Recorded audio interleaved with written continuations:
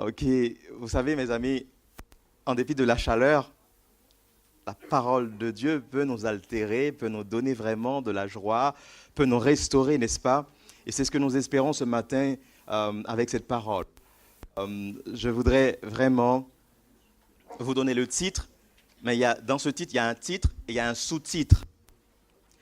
Poste à pouvoir. Je sais que depuis quelque temps, je vous fais faire des exercices. Est-ce que vous pouvez dire à votre voisin de gauche et de droite, poste à pouvoir. Il y a un poste à pouvoir. Poste à pouvoir.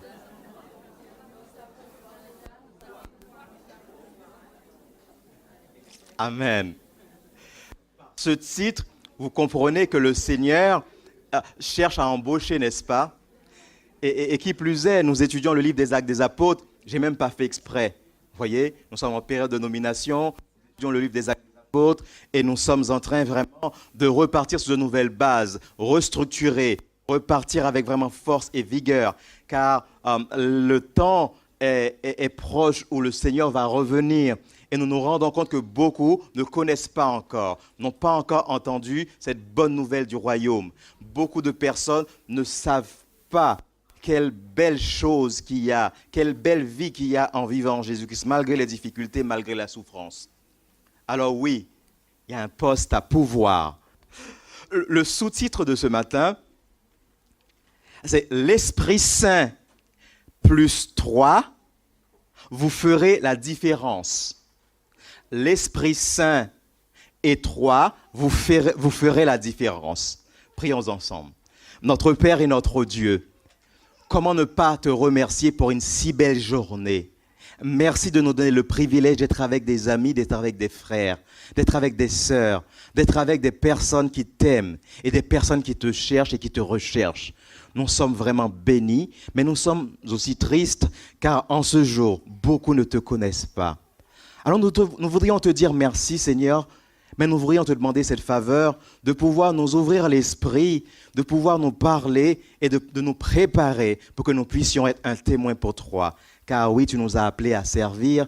Aide-nous à accepter, Seigneur, cette mission en dépit des difficultés et des contraintes qui pourraient y avoir. Que tout soit pour ta gloire. Brise nos chaînes, libère-nous, utilise-nous, Seigneur, au nom de Jésus-Christ de Nazareth. Amen. À Acte 8, versets 4 à 8. Acte 8, versets 4 à 8. C'est un texte qui est vraiment pertinent, n'est-ce pas? Mais je vais vous lire un autre texte. Acte 6, versets 5 à 7 qu'on a lu, mais je vais relire à partir du verset 6. Ils les présentèrent aux apôtres qui, après avoir prié, leur imposèrent les mains. La parole de Dieu se répandait de plus en plus. Le nombre des disciples augmentait beaucoup à Jérusalem et une grande foule de sacrificateurs obéissait à la foi. Une grande foule, mes amis. Cette espérance, cette grande foule viendra très bientôt. C'est quelque chose de prophétique et nous voudrions œuvrer pour voir ce jour. Nous sommes déjà là, mais ceux qui sont là ne sont pas encore la quantité suffisante.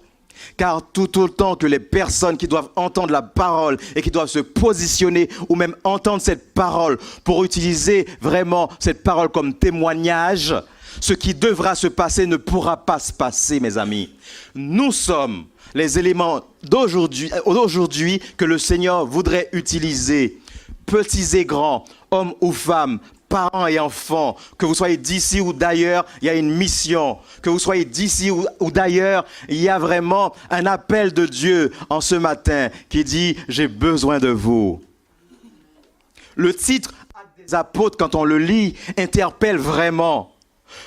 On pressent l'action, on pressent dans ce livre le mouvement, on pressent quand même quelque chose qui va vers l'avant. Ce n'est pas du statique, ce n'est pas quelque chose qui se calme, qui reste là. Ce n'est pas vraiment un livre qui pousse à vouloir être assis, à vouloir juste se dire « c'est bien, je suis là et c'est bon ». Mais en lisant C'est en lisant qu'on arrive à comprendre que malgré la présence au premier plan d'hommes et de femmes de valeur, d'hommes et de femmes illustres et courageux, d'hommes et de femmes qui sont présents et qui prennent des risques pour le Seigneur, il y a en arrière-plan, il y a en filigrane un personnage central et omniprésent et d'une puissance qui dépasse, qui surpasse ce qu'on pourrait espérer. De jour en jour, à chaque fois qu'on lit et dans chaque page de la Bible, on perçoit qu'il y a quelque chose qui va crescendo. Mais quand on arrive dans Actes des Apôtres, mes amis, on sent que le paradigme a changé. On sent que quelque chose qui se faisait, eh bien, ne se fait pas que seulement pour une portion de personnes, mais cela s'ouvre à toute la population, à toute l'humanité. Actes des Apôtres, mes amis, ce que le docteur Louis II a décidé d'appeler Actes des Apôtres, mais en lisant un peu plus et en lisant dans ces pages, on comprend que ce n'est pas seulement les actions des apôtres, et on comprend que ce ne sont pas seulement les actions des hommes, et que des hommes seulement ne pourraient pas poser des actions aussi pertinentes. En arrière-plan, je vous dis, invisible et bien présent, le Saint-Esprit est d'une importance capitale dans les Écritures, dans la Bible bien sûr, mais le Saint-Esprit est d'une pertinence capitale dans chaque page du livre des Actes, mes amis. Il fait la jonction entre les différents auteurs, entre les personnages, entre les époques. Quand vous comprenez, on nous dit que la Bible a été écrite sur une période de 1500 ans. Et ces 1500 ans, les gens du premier siècle ne les connaissaient pas. À l'époque de Moïse, les gens ne se connaissaient pas. Quand on voit les livres, chaque livre est un accord parfait. Est un accord parfait. On pourrait penser que les gens s'étaient réunis dans une salle et regardaient et se disaient « Qu'est-ce que tu as écrit ?»« Ok, j'ai écrit la même chose. » Mais non, sur 1500 ans. Et la puissance est dans ce livre. La jonction se fait entre l'humain et le divin. C'est l'unité parfaite. Pour que le message de ces récits puisse transcender l'espace-temps sans être altéré et avoir autant de puissance pour pouvoir nous toucher et nous pousser à nous positionner comme ceux du premier siècle, comme ceux de l'ancien temps, comme les prophètes, comme les Josué, les Caleb, comme ceux qui se tenaient debout, comme ce reste dont on parle. On ne peut parler de reste que quand ce reste est debout de manière pertinente, quand ce reste est debout de manière courageuse et pertinente pour pouvoir se positionner qu'en dépit des actions, qu'en dépit des aggravations, qu'en dépit des persécutions, qu'en dépit des problèmes, que ce reste se dise, que ces restes, pourrait-on dire, puissent se dire, je me positionne pour le Seigneur. La pertinence d'être chrétien, c'est de pouvoir se positionner pour le Seigneur. Et tout ce qui se passe à travers l'histoire, tout ce qui pourrait se passer dans le présent et tout ce qui va se passer dans l'avenir, si nous nous positionnons pour le Seigneur, nous pouvons nous dire une chose.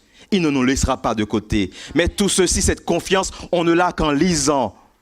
Qu'en lisant les pages de la Bible et spécialement en nous jetant dans les mots, dans les phrases, dans les récits du livre des Actes des Apôtres.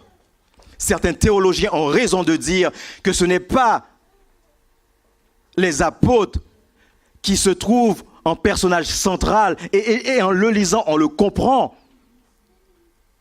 Ce ne sont pas les actes des apôtres, mes amis, mais on doit parler d'actes de l'Esprit Saint, d'actes du Saint-Esprit. Après la mort et la résurrection victorieuse de Jésus, les fondements de l'Église se sont établis, ont commencé à s'établir grâce à la manifestation du Saint-Esprit.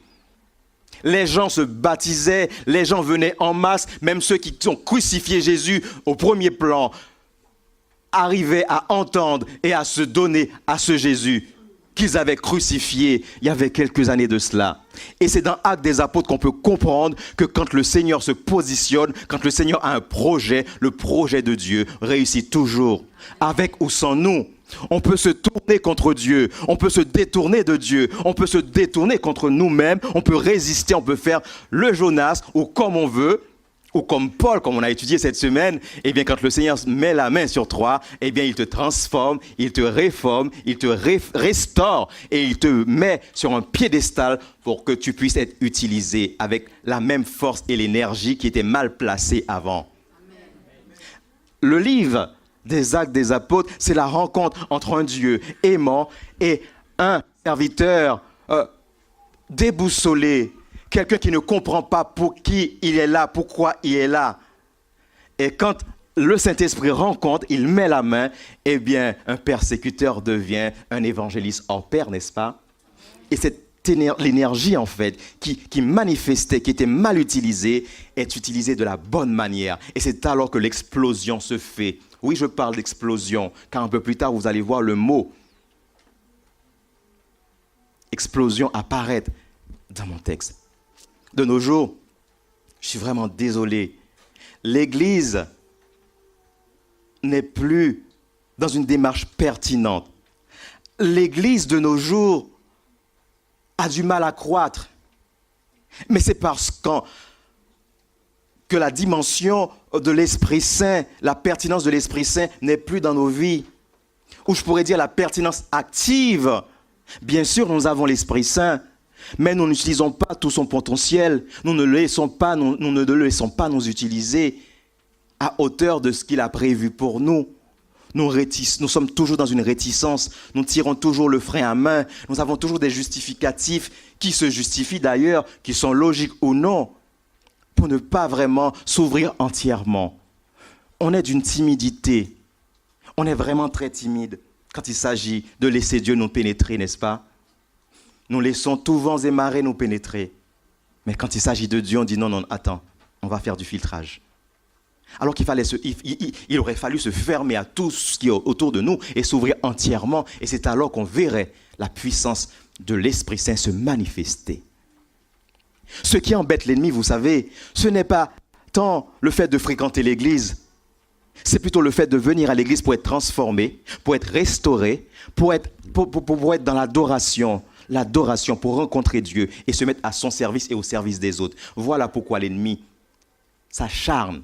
Il ne veut pas que vous adoriez Dieu. Il ne veut pas que vous soyez transformés. Il ne veut pas que vous puissiez être au service des autres, ni au service de Dieu. Mais il n'a pas de souci à ce que vous soyez à votre propre service, que vous soyez à votre compte. Vous savez,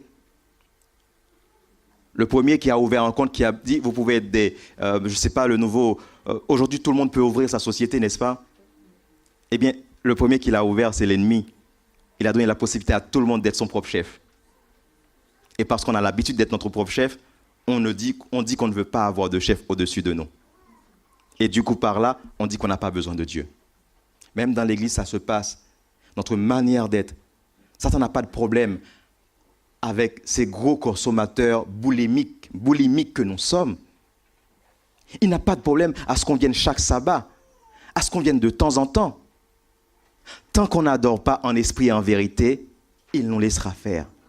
Et en comparant l'église apostolique de celle d'aujourd'hui, le constat est flagrant, le constat est triste. L'église, mes amis, est moins pertinente et moins puissante. Parce que quand on lit à l'époque, ils n'avaient pas tous ces gadgets. Ils n'avaient même pas la parole de Dieu. Vous savez ce qui était terrible en fait? Je me suis toujours demandé comment ils ont pu faire pour lire la Bible quand il n'y avait pas d'accent, quand il n'y avait pas de versets, quand il n'y avait pas de virgule, quand il n'y avait pas de chapitre. Quand nous avons des masses de textes informes et vides, on avait l'impression que c'était des métadonnées, mais ils avaient quand même cette capacité, grâce à l'Esprit Saint, de pouvoir comprendre. Aujourd'hui, ce n'est pas une question de comprendre ou ne pas comprendre un texte biblique. La question est de savoir, est-ce que l'Esprit m'anime? Quel Esprit m'anime? Et quand l'Esprit Saint t'anime, eh bien la puissance de Dieu te permet de comprendre ce qui est incompréhensible. Pas besoin de faire l'ENA ou de faire Harvard, pas besoin de faire Collonges ou de faire vraiment Andrews. À partir du moment où on se dispose humblement entre les mains du Saint-Esprit, la puissance qui était sur Élisée, cette double puissance qui a traversé et qui a touché les auteurs du Nouveau Testament, cette puissance qui a touché ceux de 1800, cette puissance peut nous traverser et nous faire comprendre, même ceux que nous n'arrivions pas à comprendre par le passé. Beaucoup viennent pour des raisons personnelles et charnelles. Mais malheureusement, il y a vraiment une tristesse à dire. Si ce n'est que pour cela que nous venons, nous allons nous trouver vraiment de l'autre côté du mur, au moment où le Seigneur va venir, au moment où le sang effet va être prononcé.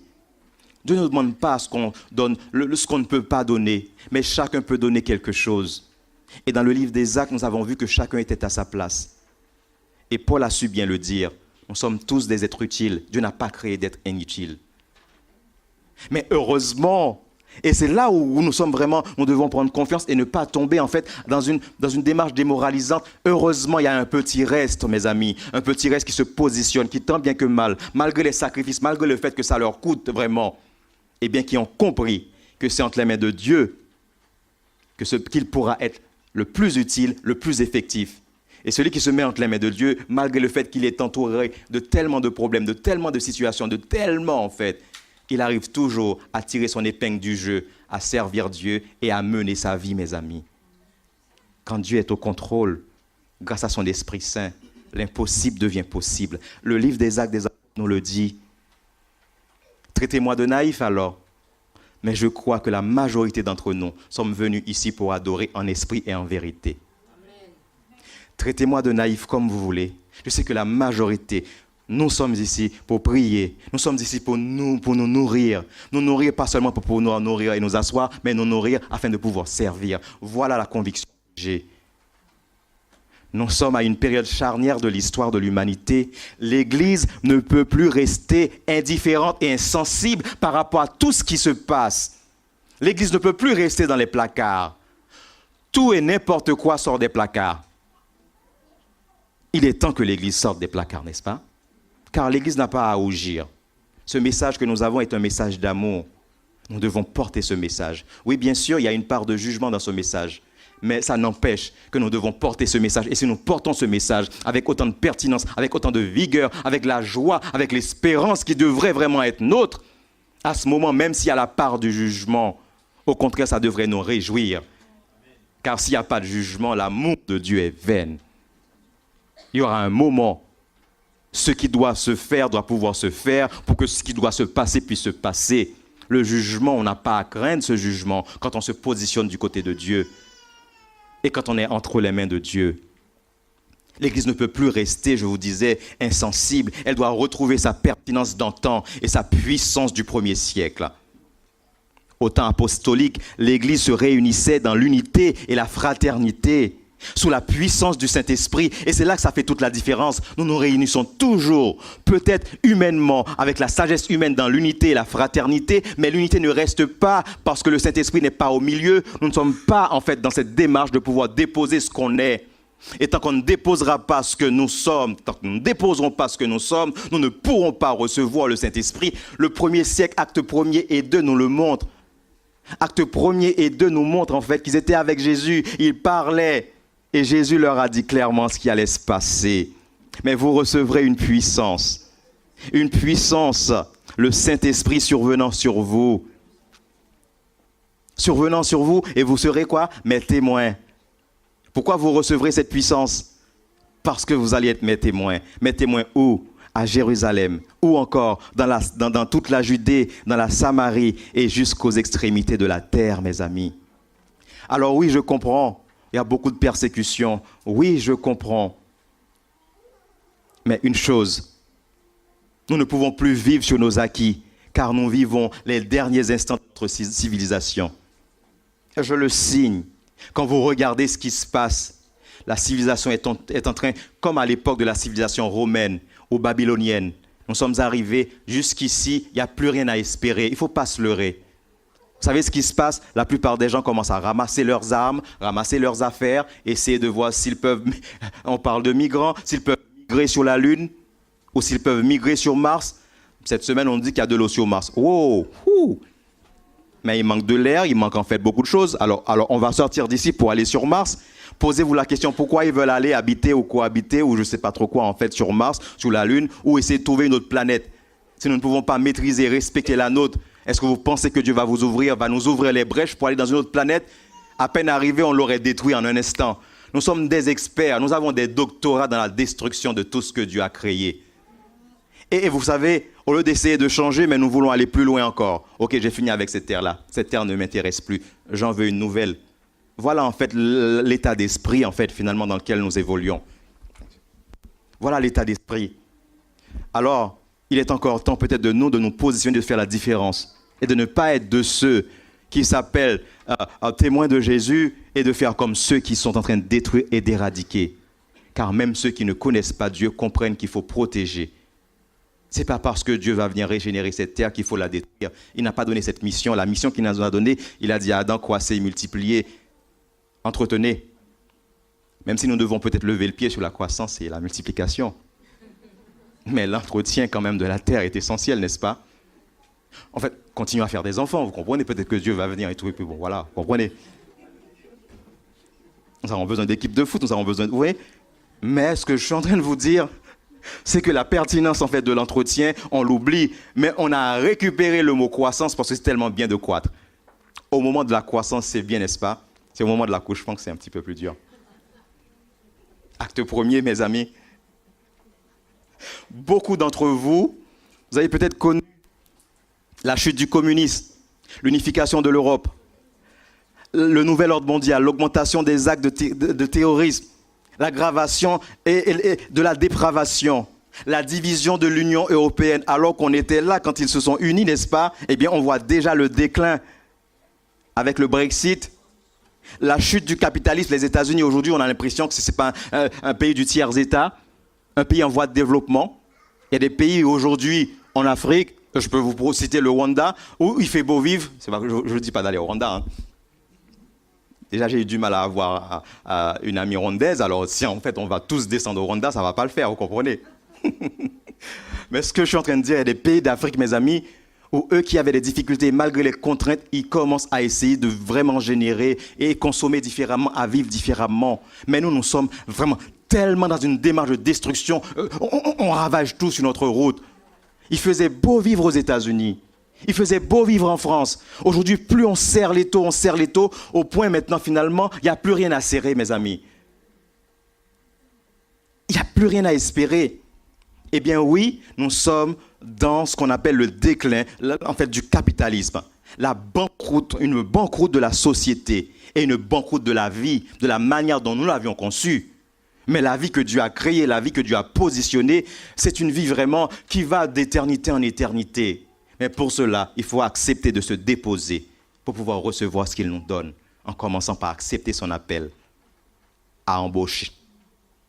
Cela nous dit vraiment que Jésus est à la porte. Et quand vous lisez, si vous n'avez pas l'habitude, lisez Matthieu 24, quand vous arrivez à la maison, vous allez voir que ce qui se passe dans ce monde, c'est exactement ce que nous voyons.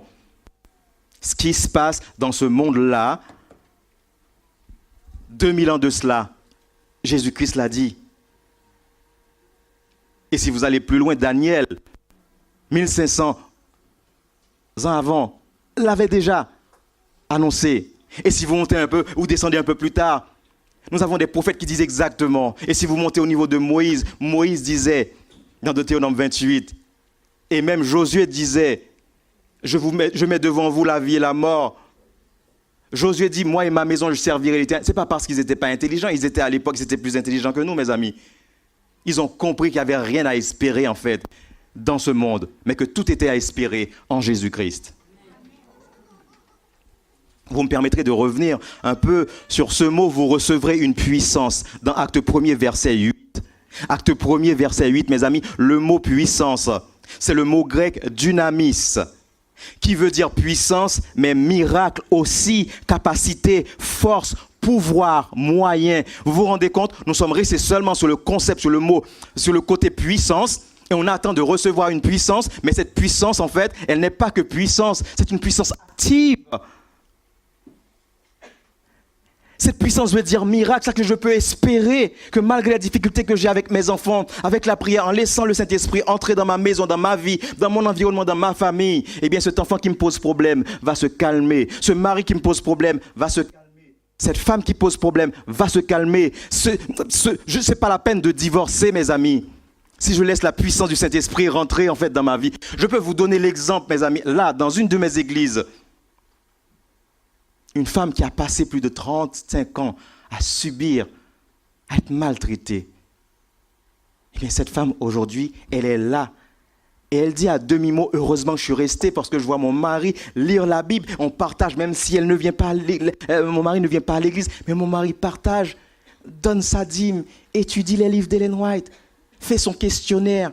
Bien sûr, de temps en temps, il y a des montées de colère, mais elle espère toujours. Et cette femme, c'est mon bras droit dans une de mes églises, mes amis. Et ici, il y a des gens qui n'en parlent pas, mais qui traversent aussi des moments difficiles. Pourquoi à chaque fois on veut déposer? On est spécialiste dans le fait de tout déposer. Mais qui te dit que Dieu ne t'a pas envoyé dans cette vie, dans la vie de cette personne, pour arrêter de penser à toi, mais pour penser à cette personne et en pensant plus à Dieu. Quand on lit le livre des Actes des Apôtres, c'est un livre vraiment, oui, tout a bien commencé, mais c'est un livre de persécution. Quel type de persécution que tu as dans ta vie? Quel type de persécution que j'ai dans ma vie? Ta persécution ne sera pas la mienne. La mienne ne sera pas la tienne. Nous avons tout type de persécution, mais chacun a son lot. Dieu nous a dit de porter notre croix. Est-ce que pour autant on doit tout déposer, dire non, on n'a pas besoin en fait? Parce que la persécution peut être utile ou être inutile. Cette persécution, tu l'as entre les mains de Dieu. En étant dans les bras de Dieu, cette persécution ce sera utile et sera multipliée au centuple en bénédiction au moment de son retour.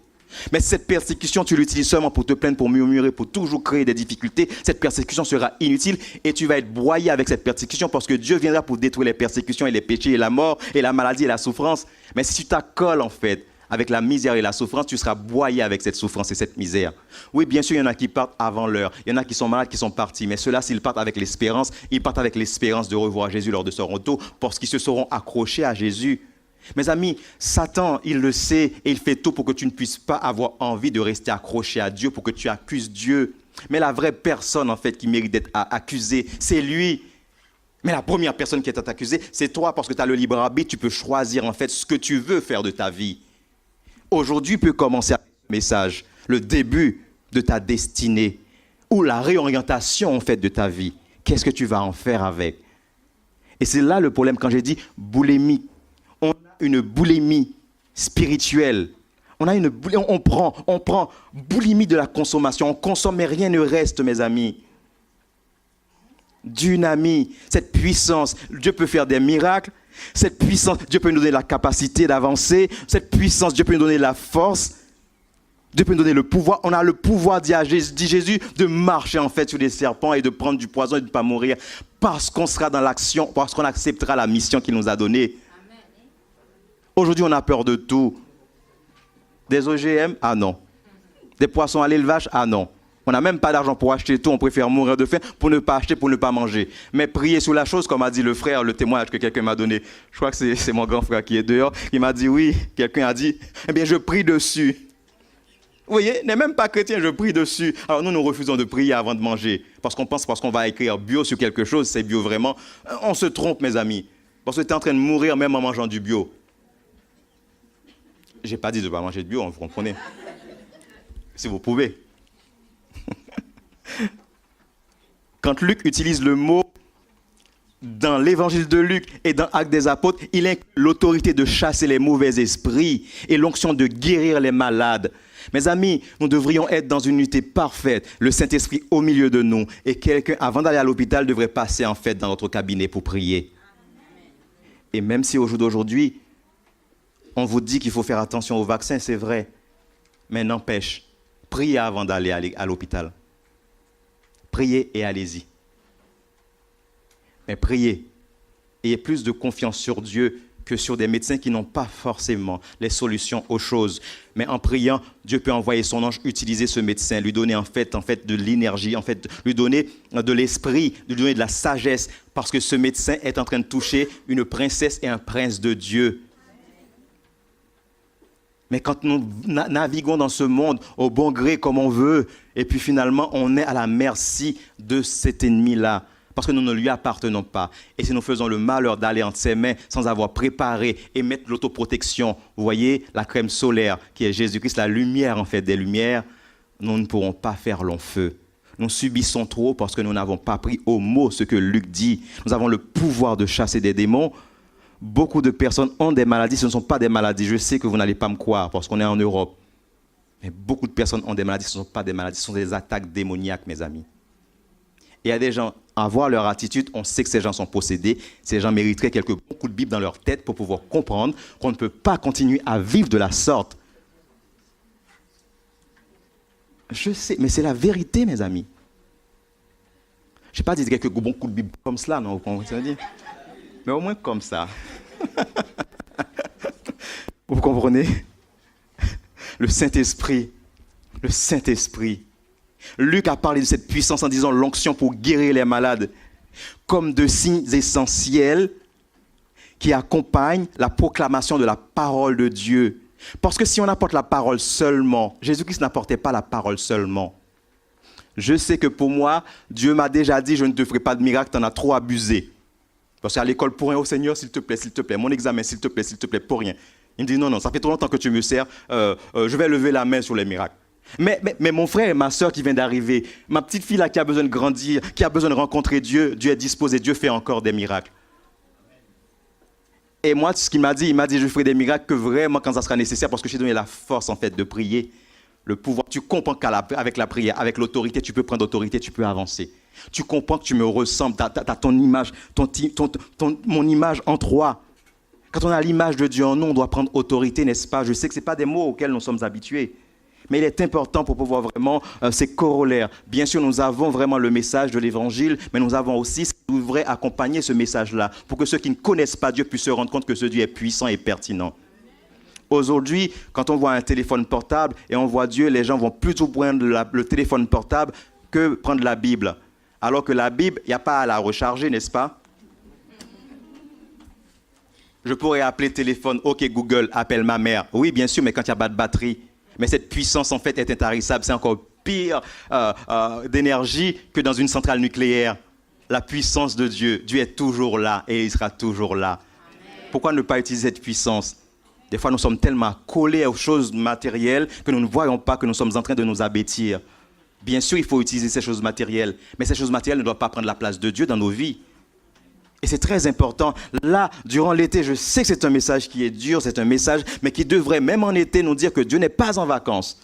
Parce que Satan ne l'est pas. Et il n'était pas en vacances bien avant l'arrivée de Satan. Et il ne veut pas suivre ce que Satan fait pour pouvoir dire, mais parce qu'il a fait ça, je vais le faire. Dieu a déjà préparé tout.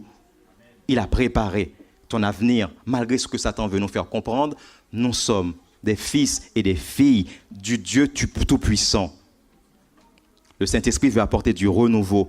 Il veut délivrer les captifs, guérir les malades, briser les chaînes, aider à finir avec la mission. Dans Acte 8, nous lisons que Philippe est descendu dans une ville, guérissait, délivrait, baptisait. Ceci s'appelle un réveil, mes amis. Sommes-nous prêts à vivre ce réveil? Parce que très bientôt, nous ne pourrons peut-être plus prendre la parole en public.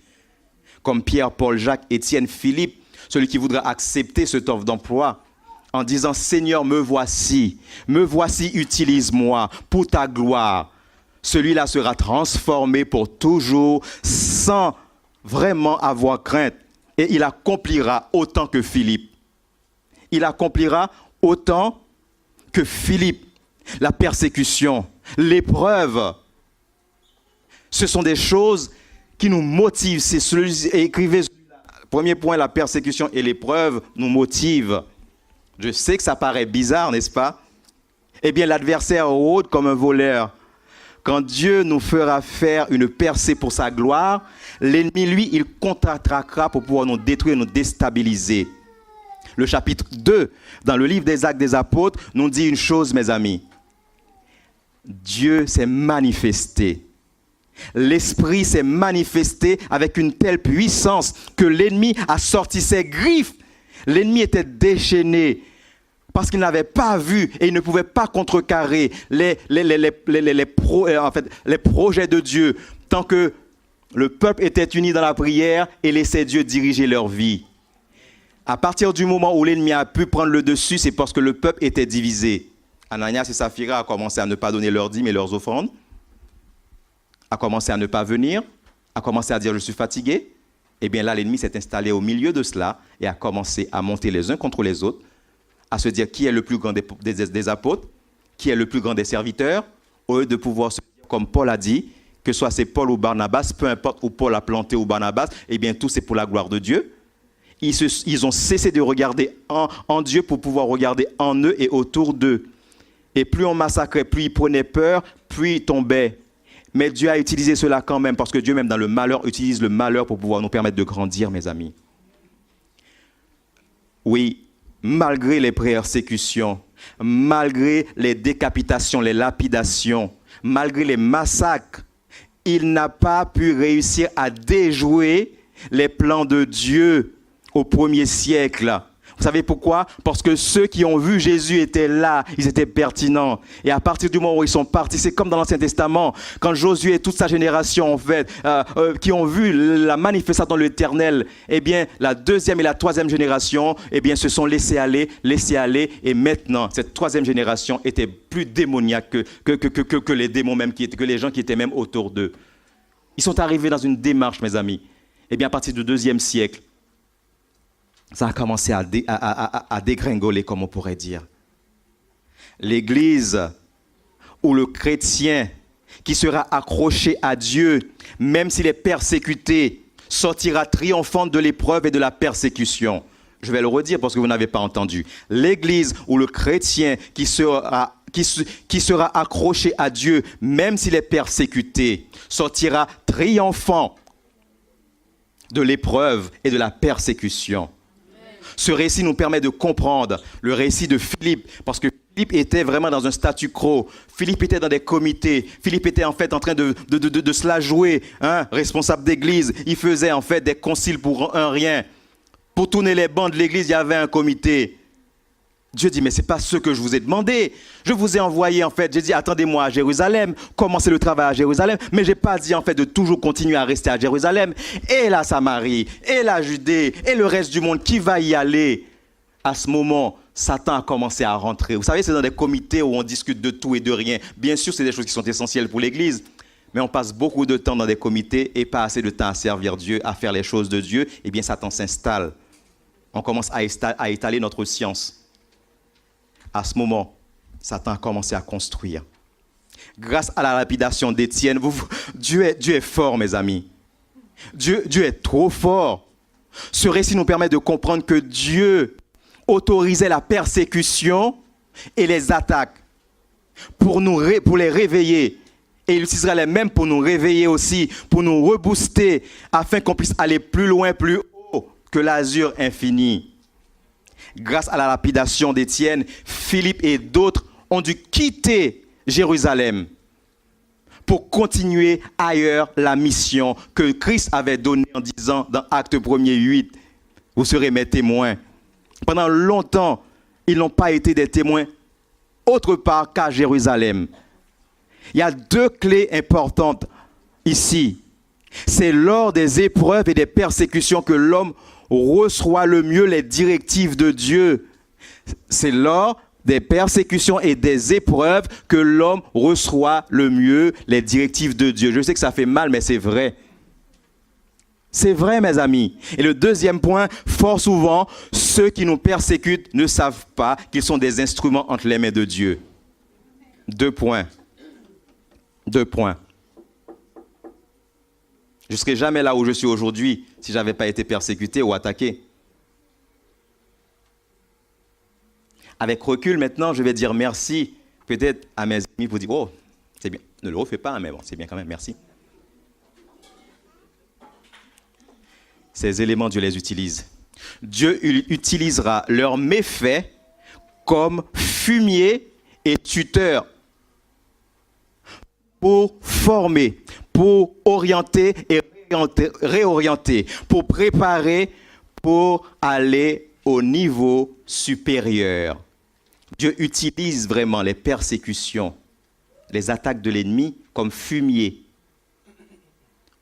comme engrais, si vous voulez. Il ne faut pas faire le synonyme pour comprendre mal au 2e degré ce que j'ai dit au 1er degré. Comme engrais pour renforcer, pour nourrir, pour fortifier, pour qu'on puisse aller au niveau d'après.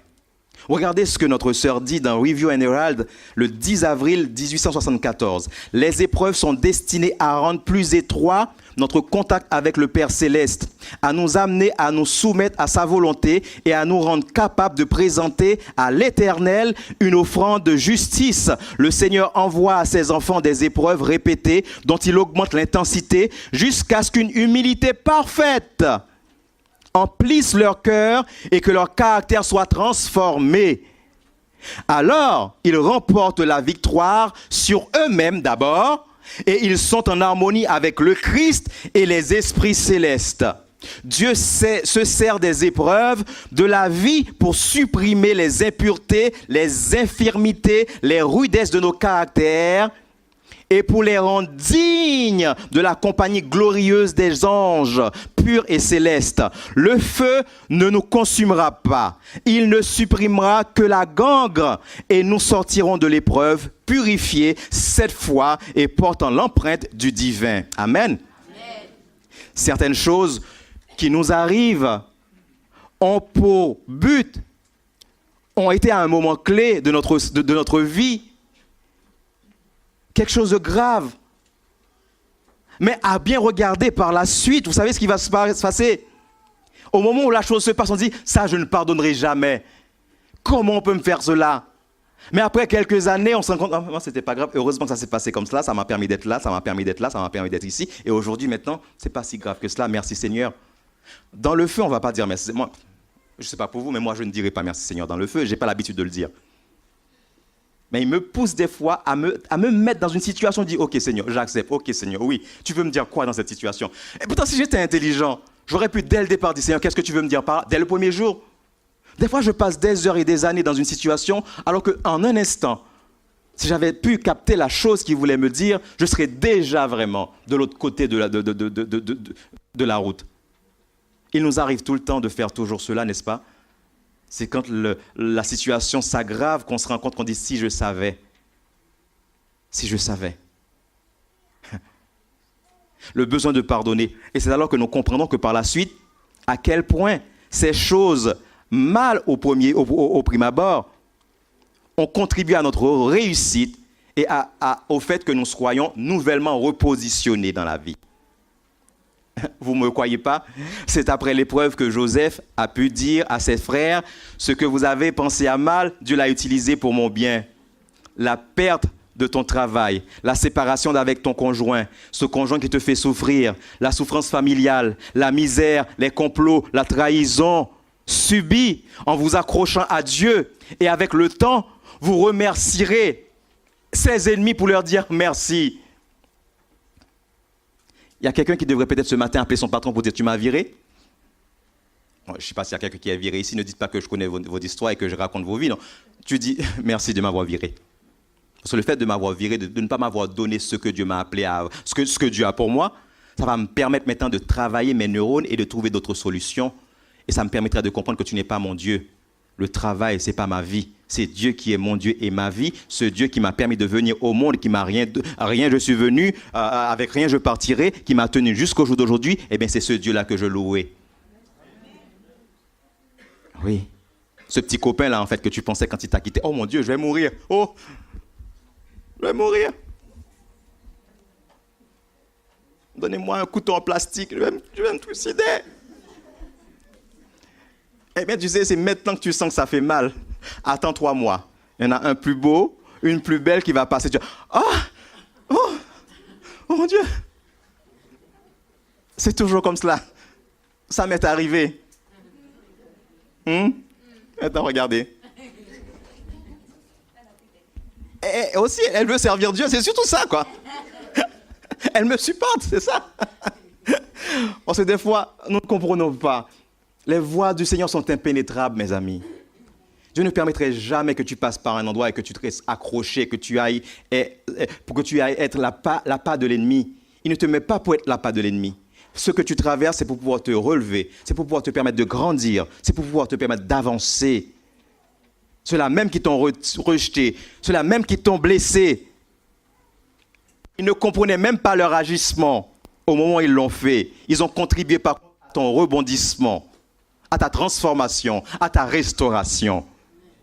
Il vous semblera impossible au début de ne pas souffrir en pensant « je vais pardonner ». Non, il faudra du temps. Parce qu'il y a des coups que tu reçois, tu te dis « Ok, qu'est-ce qui vient de se passer là ?» Ok. Pour prendre la force, pour te relever, pour dire « Bon, ok, j'ai pas d'option ». Et c'est alors quand tu vas te rendre compte que tu n'as pas d'option que tu vas regarder là-haut. Le patron n'est pas ton Dieu. Le mari n'est pas ton Dieu. La femme n'est pas ta déesse. L'argent n'est pas ton maître. La maison n'est pas vraiment ton avenir. Tu as juste besoin d'un endroit pour dormir. La voiture, aussi cher que ça puisse être, toutes ces choses vont finir. Mais celui qui ne finira jamais, c'est Dieu. Et celui qui pourra te les donner encore et pouvoir les renouveler. Vous savez, vous achetez une voiture aujourd'hui, elle est neuve, pensez déjà à 4 ans parce que vraiment, même pas, dans un an, on va sortir en fait la série B, série C, série D. Ce qui fait aujourd'hui, on ne vit que pour consommer.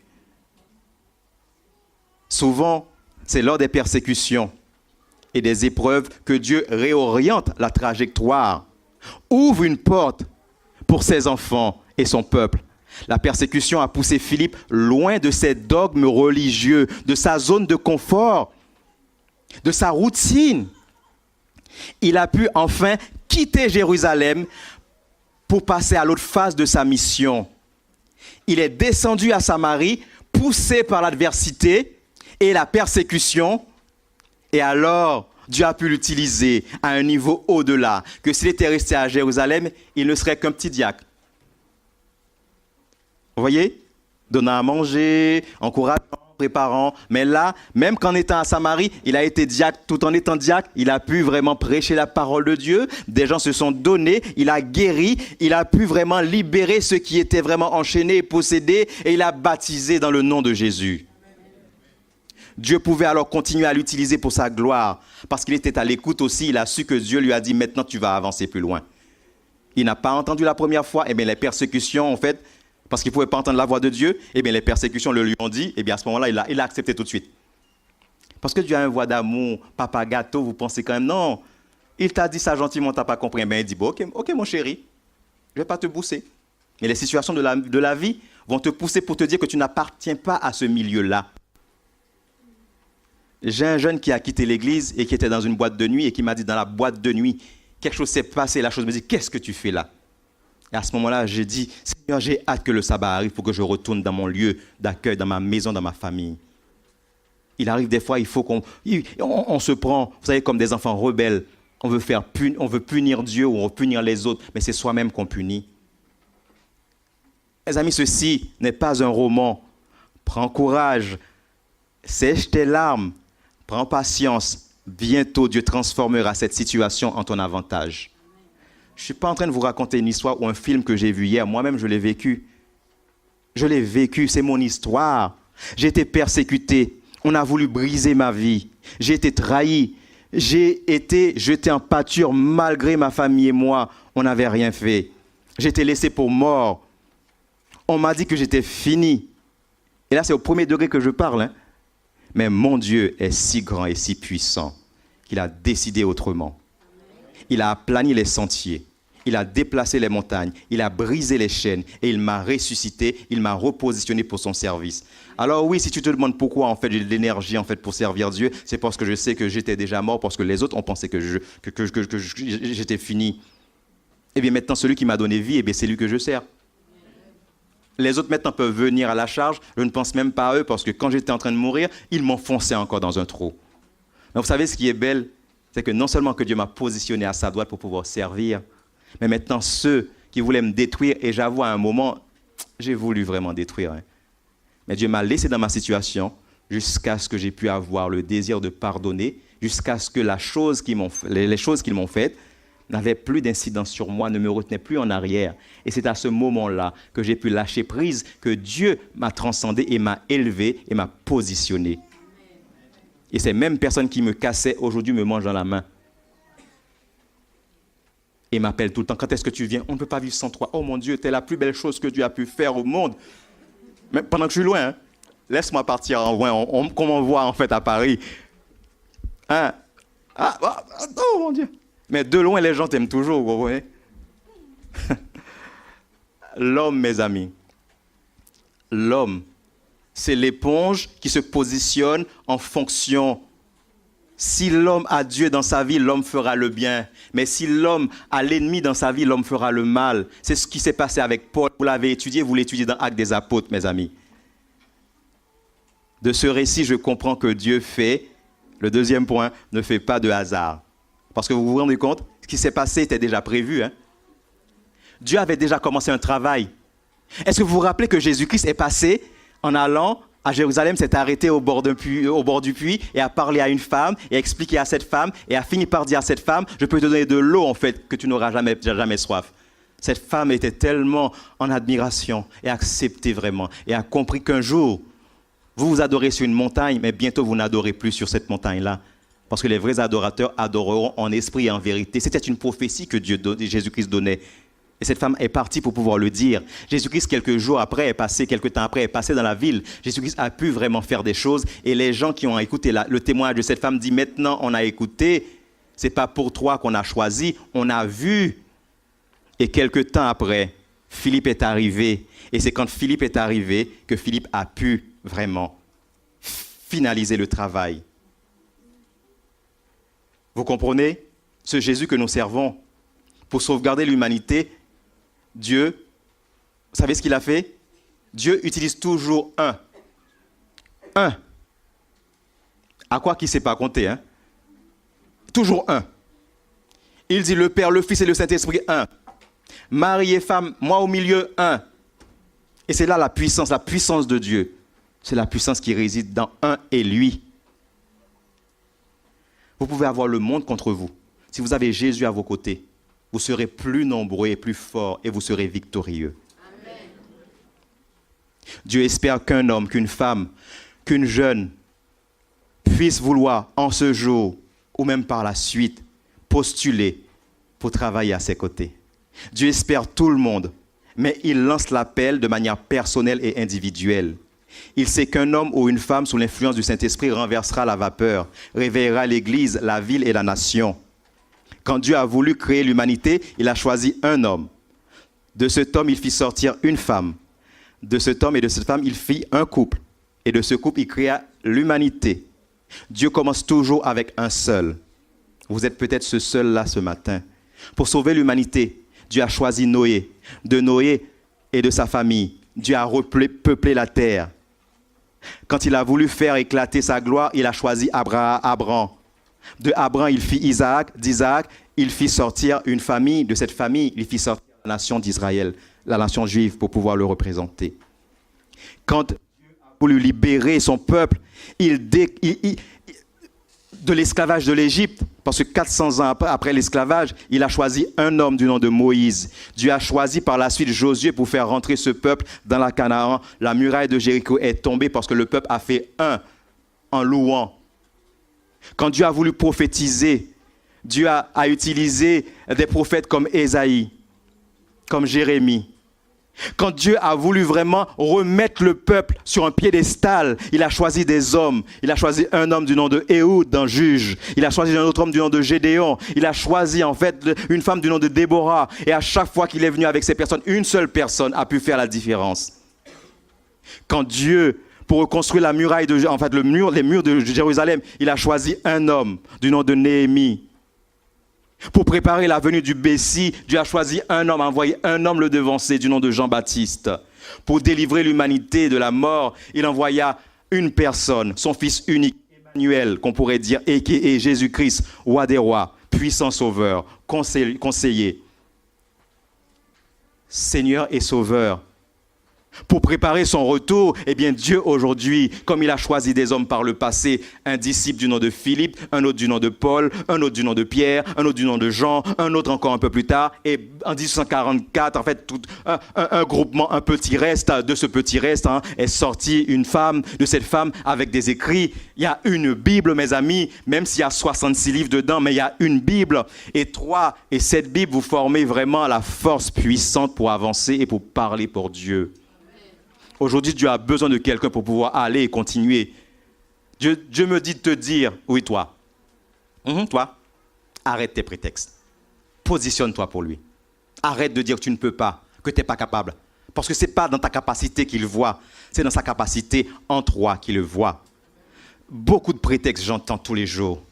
Mais le jour où toi, tu accepteras de te positionner pour Dieu, Dieu fera des merveilles.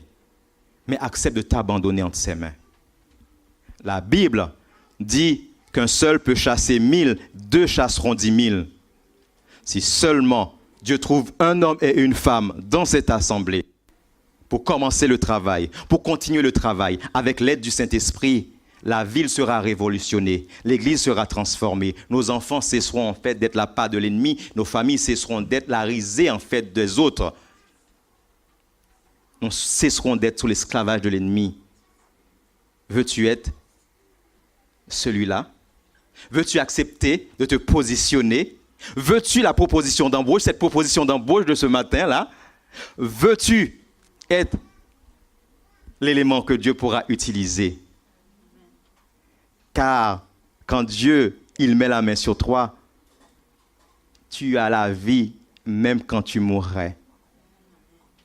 Veux-tu être un briseur de chaînes, un tueur de géants? Vous pouvez lever la main au fur et à mesure. Veux-tu être un chasseur pour le Seigneur? Veux-tu être un libérateur entre ses mains? Veux-tu être un témoin pour lui? Jésus-Christ a déjà tout payé. Son onction et sa protection sont à ta disposition. Combien de personnes acceptent l'offre d'emploi de ce matin? Combien de personnes? Amen. Amen.